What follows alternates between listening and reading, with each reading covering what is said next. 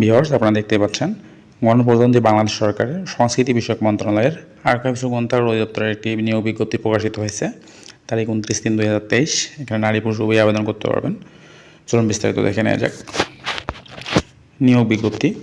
সংস্কৃতি বিষয়ক মন্ত্রণালয়ের অধীন আর্কাইভস ও গ্রন্থাগার অধিদপ্তরের রাজস্ব খাতভুক্ত নিম্নোক্ত পদসমূহে অস্থায়ী ভিত্তিতে সরাসরি নিয়োগের জন্য পদের পাশে বর্ণিত যোগ্যতা সম্পন্ন প্রকৃত বাংলাদেশি নাগরিকদের নিকট হতে অনলাইনে ওয়েবসাইটে পূরণকৃত আবেদনপত্র আহ্বান করা যাচ্ছে।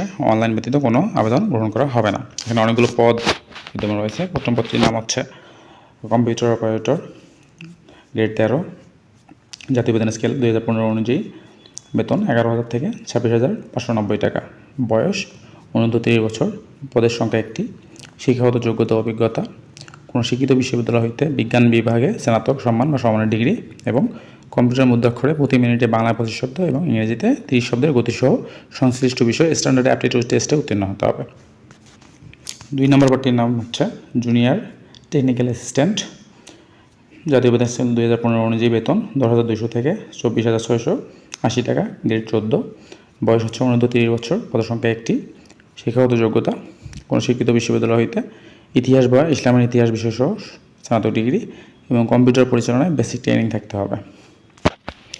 3 নম্বর পদটির নাম হচ্ছে মুদ্রাক্ষরিক কম্পিউটার অপারেটর, গ্রেড 14, বেতন স্কেল 10,200 থেকে 24,680 টাকা, বয়স 29 বছর, তবে বিভাগীয় প্রার্থীর ক্ষেত্রে বয়সসীমা 40 বছর বয়স পর্যন্ত শিথিলযোগ্য। এখানে পদের সংখ্যা মোট 2টি।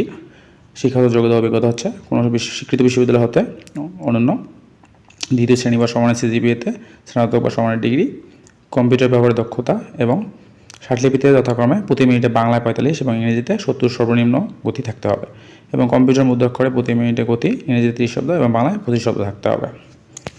4 নম্বর পদটির নাম হচ্ছে অফিস সহকারী কম্পিউটার মুদ্রাক্ষরিক, জাতীয় বেতন স্কেল 2015 অনুযায়ী, বেতন 9,300 থেকে 22,490, গ্রেড 16, বয়স 29 বছর, তবে বিভাগীয় প্রার্থীর ক্ষেত্রে বয়সসীমা 40 বছর বয়স পর্যন্ত শিথিলযোগ্য। পদসংখ্যা মোট এখানে 2টি। শিক্ষাগত যোগ্যতা অভিজ্ঞতা হচ্ছে কোনো শিক্ষিত বোর্ড হতে অন্তত দ্বিতীয় বিভাগ বা সমানের সিজিপিএতে উচ্চ মাধ্যমিক সার্টিফিকেট বা সমানের পরীক্ষা উত্তীর্ণ হতে হবে। কম্পিউটার ব্যবহারে দক্ষতা এবং কম্পিউটার ব্যবহার সংক্রান্ত ওয়ার্ড প্রসেসিং, ডাটা এন্ট্রি ও টাইপিংয়ে প্রতি মিনিটে সর্বনিম্ন গতি যথাক্রমে ইংরেজিতে 20 শব্দ এবং বাংলায় 20 শব্দ থাকতে হবে। 5 নম্বর পদটির নাম হচ্ছে দপ্তরি, গ্রেড 19, বেতন স্কেল 8,500 থেকে 20,570, বয়স 29 বছর, সঙ্গে 1টি, শিক্ষাগত যোগ্যতা অভিজ্ঞতা হচ্ছে কোনো শিক্ষিত বোর্ড হইতে মাধ্যমিক স্কুল সার্টিফিকেট বা সমানের পরীক্ষা উত্তীর্ণ।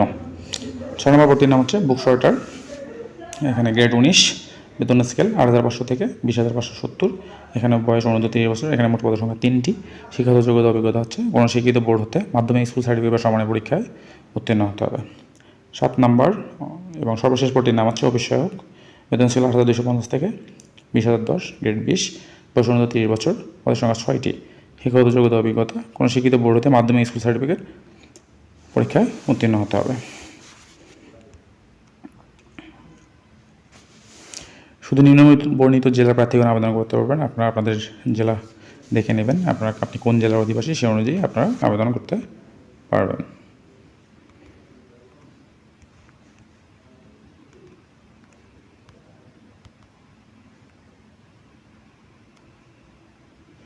আবেদনকারী বয়সের ক্ষেত্রে 16/4/2023 তারিখে সর্বনিম্ন 18 বছর এবং 25/3/2020 তারিখে 29 বছর হলে আবেদনের যোগ্য মর্মে বিবেচিত হবে। তবে বীর মুক্তিযোদ্ধা, শহীদ বীর মুক্তিযোদ্ধাদের পুত্রকন্যা অথবা শারীরিক প্রতিবন্ধী প্রার্থীদের বয়সসীমা 18 থেকে 32 বছর। বয়স প্রমাণের ক্ষেত্রে অ্যাফিডেভিট গ্রহণযোগ্য নয়।